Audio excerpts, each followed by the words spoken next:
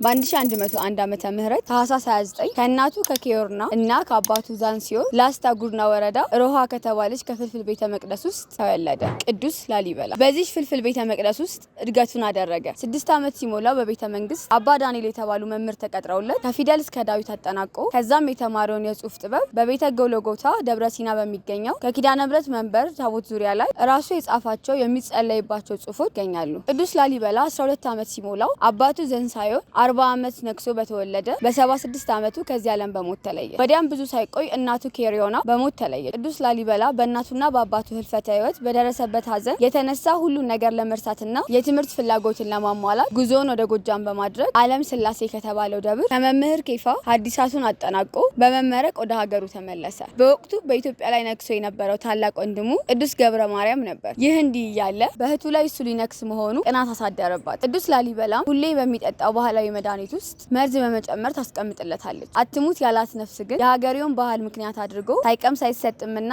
አብሮት የነበረው ዲያቆን የተቀመጠውን መድኃኒት ቀምሶ ወደ ነበረበት ጠረጴዛ ላይ እንዳስቀመጠው ወዲያውኑ ህይወቱ ታልፋለች። ቅዱስ ላሊበላ ይህንን ባየ ጊዜ እኔን ለማጥፋት የመጣው መድኃኒት የሌላውን ነፍስ አጠፋች በማለት የቀረውን መድኃኒት በመጠጣት ለ3 ሌሊት እንደወደቀ ቀረ። ከዛም በኋላ ነዋሪው ገንዞ ለመቅበር ሲዘጋጁ የሰውነቱ ሙቀት አልተለየውም ነበር። ይህን ጊዜ ወዲያውኑ ቅዱስ ላሊበላ ነቃ። የተመለከቱ ሰዎችም ደነገጡ። ይህ ሁሉ ነገር በእህቱ መደረጉን ያሳዘነው ቅዱስ ላሊበላ ከቤቱ በመነሳት ወደ ጫካ ጉዞውን አደረገ። ኑሮንም ለረጅም ዓመታት በዚያ አደረገ። ይህ እንዲህ እንዳለ ሚስት የምትሆነው ሴትን ማገኘ። ጥቂት ዓመታትን እንደቆዩ ጉዞውን ወደ ኢየሩሳሌም አደረገ። ከተከታታይ 13 ዓመት ቆይታም በኋላ ወደ ባለቤቱ ተመልሶ ከወንድሙ ከቅዱስ ገብረ ማርያም ጋር እርቅ በማድረግ ቅዱስ ገብረ ማርያም ንግስናውን ለቅዱስ ላሊበላ በተወለደ በ57 ዓመቱ በማስረከብ ኑሮውን በገዳም አደረገ። ቅዱስ ላሊበላ ስልጣን ላይ ከወጣ በኋላ ህንጻዎችን ለመገንባት አሰበ። በዚያም በጊዜው ከነበሩት አባቶች በተለይ ቃየት ከምትባል ባላባት የጠየቀውን 40 ጊደር ለመግዛት በሚያስችለው ወርቅ ቦታውን ገዝቶ በከርሰ ምድር ውስጥ ያሉትን ህንጻዎች ለማውጣት ተዘጋጀ። ቅዱስ ላሊበላ የሚገነባባቸው መሳሪያዎች ለ10 ዓመታት አዘጋጅቶ የላሊበላን ውቅር አብያተ ክርስቲያናትን ገነባ። ወደዚህ ዳግማዊት ኢየሩሳሌም ወደምትባል ላሊበላ ጉዞ የተዘጋጀ ስለሆነ እርሶም የበረከቱ ተሳታፊ የሆኑ ዘንድ በሀቡረ ኢትዮጵያ ትኬቶን ቆርጠው ጉዞውን ወደ ላሊበላ ያድርጉ። የጉዞ መነሻ ታህሳስ 25 ሲሆን አዘጋጁ ዝክረ አርሴማ ማህበር ነው። ትኬቶን እንደተለመደው በሀቡረ ኢትዮጵያ ይቆርጡ። መልካም በዓል ይሁንላችሁ።